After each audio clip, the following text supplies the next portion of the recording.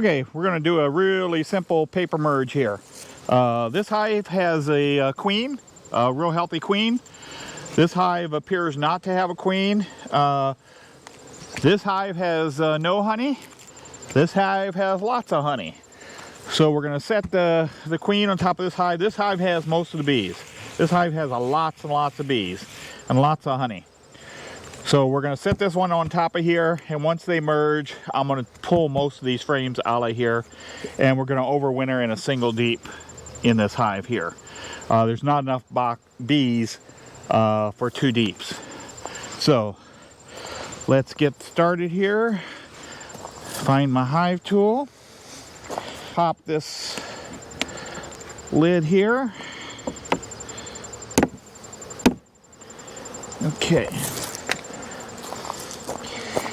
Take the other box off. Oops, before I take it on and over with. Get my paper on here.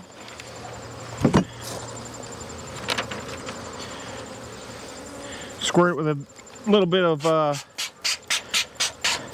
1-to-1.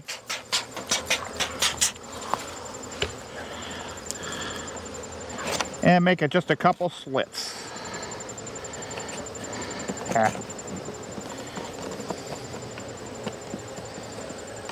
Find place there. They will find their way through there. And then just set the other hive on top of it. Now, if there is a queen in this bottom box that I failed to find, they will work it out. I have no doubt. But I don't believe there is a queen in this lower box.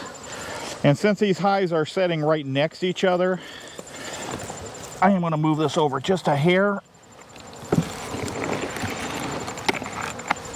So they are kind of in between. So the bees will find the proper location.